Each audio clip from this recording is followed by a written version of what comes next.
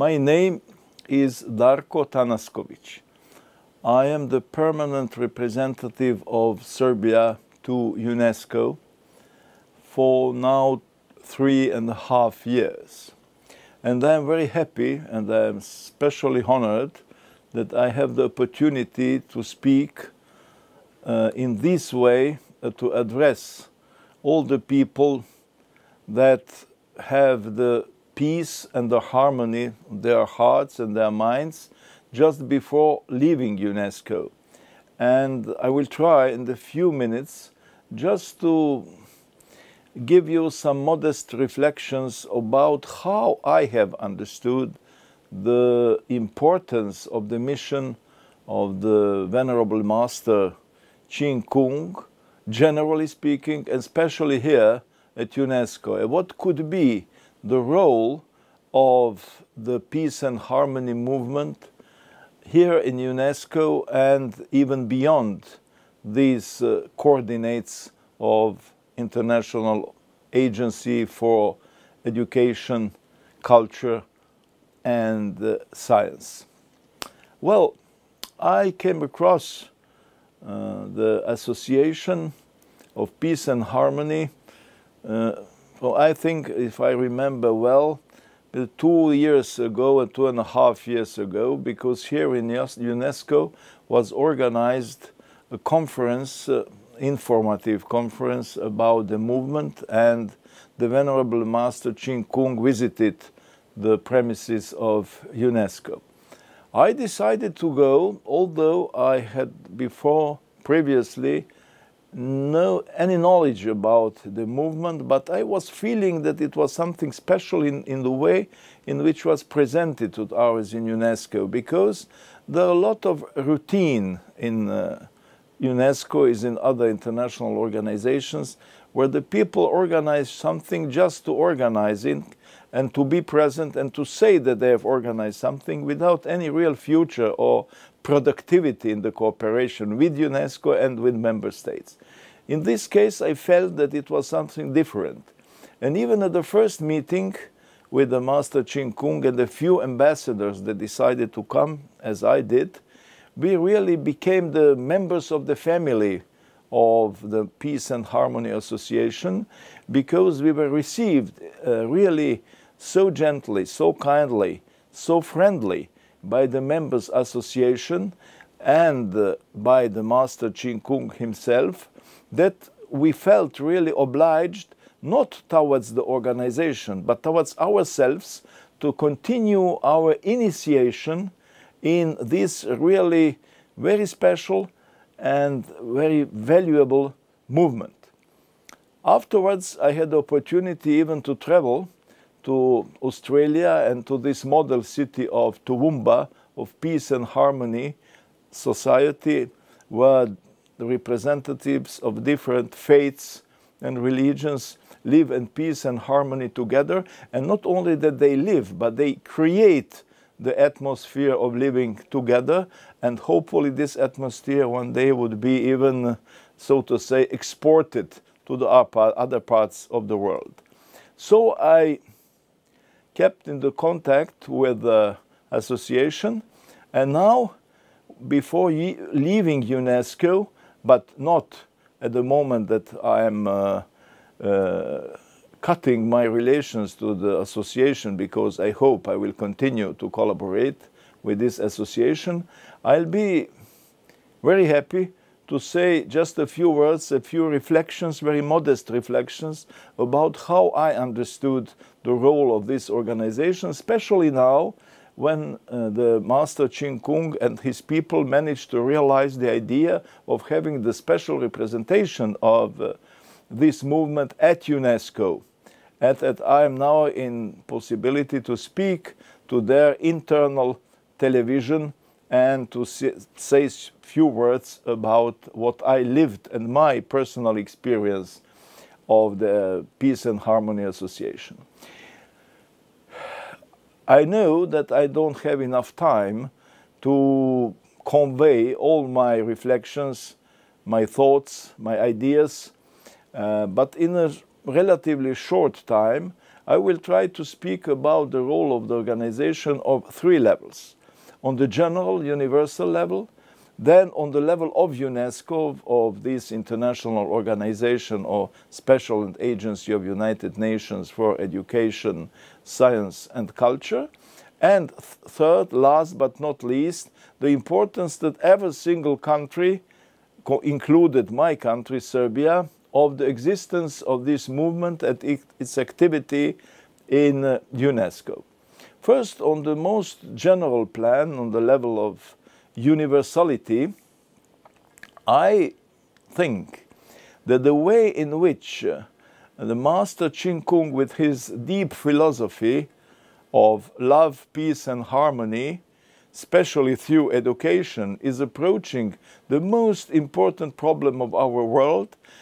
This is the despiritualization of the world, the lack of real capacity of people to be spiritual in the true sense of the word, the way in which he is approaching that, basing himself on the principles of governance of ancient China and on special striking characteristics of Chinese Buddhism with his own genial contribution, is the way which really could be helpful if recognized on the universal level as our tool for salvation, or the road towards the real salvation.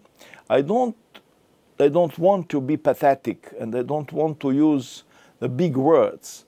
I won't be complicated in my phraseology, because I have no right to be. The Master Ching Kung is so simple in all his lessons, but this simplicity is so-called golden simplicity. It's a long way towards that simplicity. When you achieve that simplicity, it means that you have achieved the final goal, to be a real man, the man created, to be the man what we have forgotten to be very often, and even too often.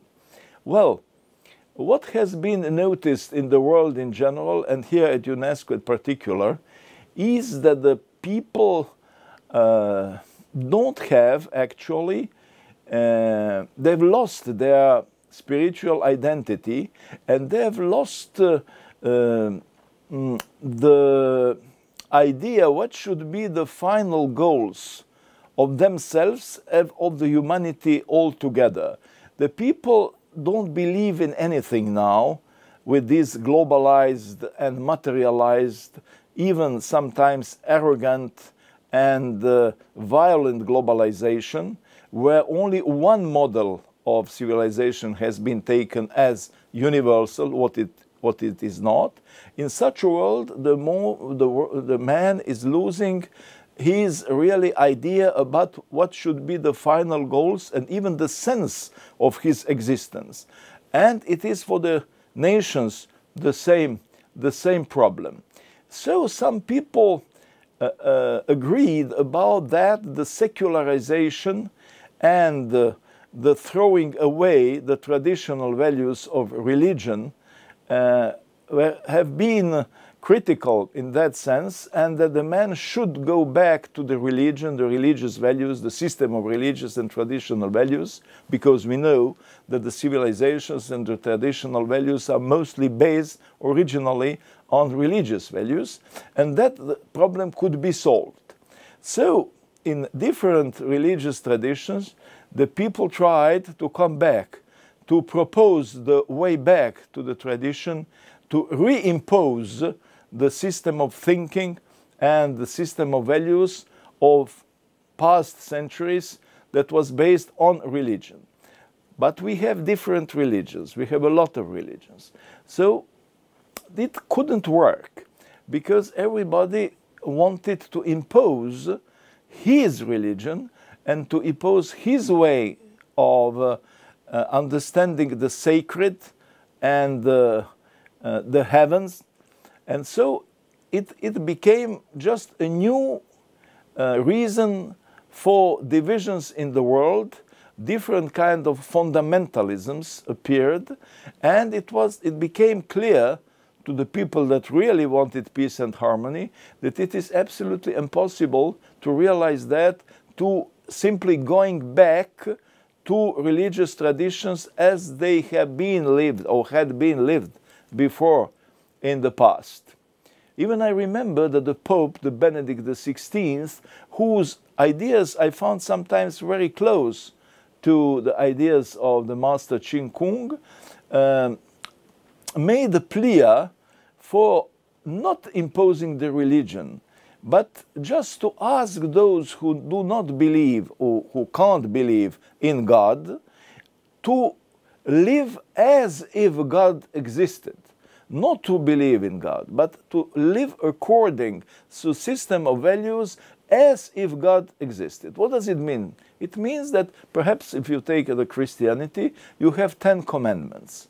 If everybody lived according to these 10 commandments, we are absolutely sure that would be no problem in the world. Why? Because these 10 commandments are not only Christian, it is the result of the very long memory of civilization and mankind that has been just sacralized through Christianity, but it existed even before. So there is something universal in that, but unfortunately it's difficult to turn to the essence of 10 commandments without passing to different forms of religious teaching and religious organization, which through centuries has been diverted from its original role in the society. So, thinking about that, I had the opportunity of meeting the teaching of Master Ching Kung, and then I understood that it is not only me, it wouldn't be so interesting if it was only me, but some other people as well, more knowledgeable than myself, understood that we need something different. And this is the special feature within the Chinese Buddhism interpreted by Master Ching Kung. I mean that we should keep all the religions alive, because all these religions are the historical realizations, historical achievements, and this is the integral part of the identity of peoples who believe, who are following these different religions. But in all these religions, without imposing anything new practically, you have to find the essence of spirituality which goes beyond or existed beneath these specific religious teaching. And so Master Ching Kung had an excellent idea to make the extraction from holy scriptures of different religions, from other sacred books of different traditions, and then compare that moments which are really something that represents the common denominator of man's spirituality, which is common and should be common to all people, to all the creature. And then when I proposed the ones, perhaps it was strange, perhaps I was not right after the visit to Toowoomba, when we have really enlightened moments of discussion, even with the Master Ching Kung, we were very honored by that. I say we shouldn't speak about interfaith dialogue, but about something that we could perhaps call overfaith dialogue. In our dialogue of faiths and religion, to go beyond our individual faiths, not to absolutize the teaching of our faiths, but while respecting these religions as a part of our identity, our world outlook, to go beyond and to find which is common on the spiritual level to all these traditions. And there are things really in common in all the religions. Why? Because the man is, as the Romans and the Latins would say, homo religiosus. The man has in his DNK, the need to believe in something and the capacity to believe in something because he has been created that way. He is the part of the universe in the sense that if he remains the part of the universe as he had been created, he will always be capable of spiritualize his own existence and to find the way towards the others, to make really the world the harmonious and peaceful place to live. So I believe that really this movement, especially if we manage to incorporate, but in a very delicate way, harmonious way, these ideas about a general spirituality without destroying different religious traditions or criticizing them or rejecting them. In the system of education, after a number of years, perhaps some fruit would be born from that. It won't be easy. It would be a slow process, as all the so-called historical process, the processes of long duration, as the French historian Fernand Braudel used to say, they will give results. And this is practically the only way. How it functions at one point, at one part of one geography, we saw in Toowoomba, where the people are trying and achieving this type of living together in peace and harmony. Especially I was struck by the visit to the school, where the children are from different nationalities, different faiths, and I told myself, if we manage to re-become the children as they are, then we will be finally saved. That will be the way to salvation. And then I always repeat what the Patriarch Bartholomew, the Patriarch of the Orthodox Church of Constantinople, the Patriarch Ecumenical, said once when he was asked about how the heavens looks like. And he said that he don't know, but he's never been there. But they asked him because he's a patriarch. Then at one point of time he told me, but I had an idea in head, I was inspired, and I said, look to the eyes of children. Perhaps there, in their innocent eyes, you will find the heaven. So if we manage it, it is very difficult to re-become children in that sense, without losing our experience, without losing our maturity, without using the knowledge that we have, but to be purified again, that would be the solution. It could seem really as an illusion, as a nice talk, just as a preach, but I'm not a preacher, I'm an ambassador, and I am even a professor of the university. When applied to UNESCO especially, I think that we can live to which extent such a transformation is needed for our organization, but it has to come from inside ourselves, because several times we criticize UNESCO and we say UNESCO has lost its, practically, it's not anymore the mandate of UNESCO, what we are doing here.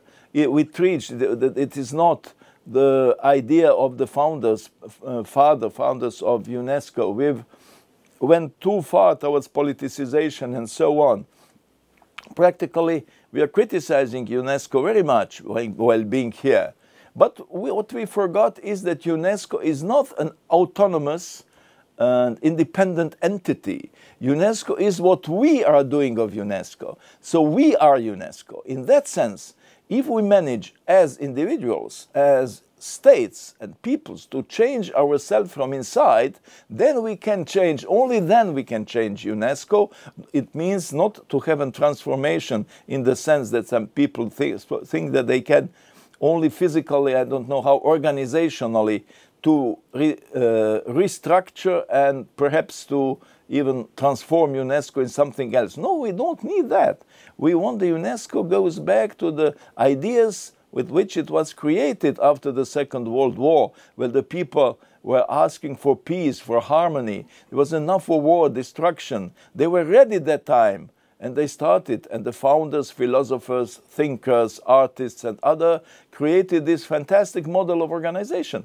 We must admit that we are now, with all the development, with the evolution and the involution, we've come very far away from that idea of UNESCO. But the only transformation really could come through this internal transformation of everybody. What does it mean? It means that UNESCO is the world in a small. It is the model of the world. We have all the countries here, but they don't deal primarily with politics, although the politics is everywhere.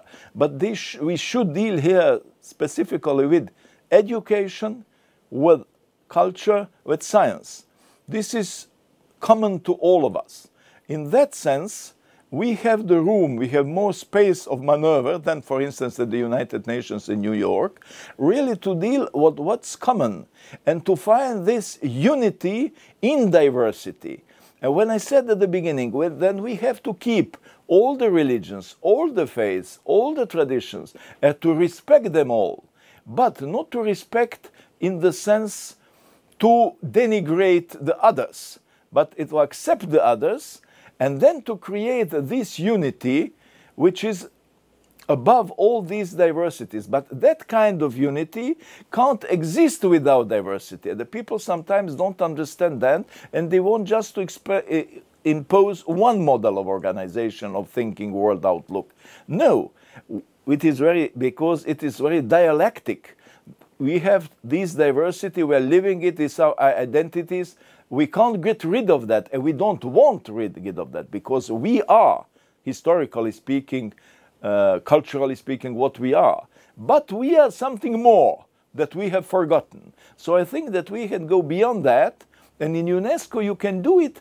And I think from that point of view, although the UNESCO is facing a lot of challenges which come from the world of politics and geopolitics and this materialization and globalization imposed by one model, all these challenges, still there is energy. It's, I think, visible in UNESCO, even at our sessions, even when we discuss informally, things to really go beyond our egoisms, egocentrisms, and to find the common ground. When I say that to find the common ground, it's not to find it because it exists. We have to recognize it. And this is the teaching of Master Ching Kung. Then in ourselves, we must recognize the man with the M, majuscule with a big M. We are all men. And we are at the same time man with the M small. So to find this man in UNESCO, it's easier, perhaps, than in other international organizations. And if the transformation starts from UNESCO, it could really have a benefit, influence on other organizations in the world as a whole. As ambassador to UNESCO, I really lived it that way. And now I go back to my country enriched by the diversity of others, but at the same time enriched by the idea that effectively we manage in several occasions to be united, to be unified, just because we were aware of this duty of finding the unity which really exists, but we sometimes, not sometimes, very often we forgot it, and what sometimes, at several times, we were a bit taught to forget. Then on the level of UNESCO, I really think that the productive dialogue, its interaction with the organization, with the movement of peace and harmony, I think that something could be done. And I see the openness in UNESCO for this. Now you have the new governments in UNESCO, and I am almost sure that the new governance of UNESCO will do really a good thing on the road of strategic transformation, which is now the line to follow, which has been proposed at the beginning of this year. Within this strategic transformation must be really strategy in re-spiritualize our organization. If not, it won't be strategical. It will be only one other reform, perhaps even failed reform, if there are no sound basis, spiritual basis in love, peace and harmony, which should be common to all men. On the third place, there are different countries, individual countries, in mine, Serbia, as all the others. Within our borders, practically each country is living something, would I say, is the echo of what's going in the world. So there is a kind of pressure to recognize one model as the only universal model of humanity. And at the same time, we have our internal contradictions, and sometimes several, it's not so seldom that we have even the contradiction with our neighbors and some countries which are around us in our near abroad. For us, internally speaking as well, for every country, this approach, I'm speaking now, for instance, with the experience that I have from the Balkans. You know that the region of Balkans, but it is not the only region in the world, had been torn by wars, destruction, misunderstandings, quarrels, and so on. It's going on because the past has not passed yet. The past is alive with us. If we really try to find in the other not something different, but even the man, and to recognize the man before all, then we have some chance to overcome all our differences. There are other means as well, political, economical, diplomatic means, but essential is to believe in that we are all human. It sounds simple, yes, we are, but just if we analyze our behavior, everyday's behavior, how we behave towards the others, we would see that in last decades, and even perhaps more, everything that was secondary has become primary. So the difference in religion shouldn't be the primary cause of division, because we are all men. If, for instance, we have the problem among Muslims, Orthodox Christians and Catholic Christians in the former Yugoslavia, if in your counterpart, in your neighbor, you see first the Muslim, the Catholic, or the Jew, or the Orthodox, then the way to go is long, and it is very difficult to find a bridge. But if you see first the man, and then the Muslim, the Orthodox, the Catholic, or the Jew, then it's easier because you start from a common ground. But to revert this perspective is very difficult. And I think that the teaching of Master Ching Kung, if really integrated in educational system in all the world, in different ways, because you can't integrate in the same way. It will not be received well because the system of thinking and the notions are different, would be very useful. With that thoughts and with these hopes, I am going back to Serbia, and I will continue on that path, and I am really thankful to Mr. Ching Kung, to Master Ching Kung, Venerable Master, and his people, so that opened to me this new horizon, which in effectively not a new horizon, is something that we are carrying within ourselves, but we are not aware of. I will continue on that path, and thank you very much indeed.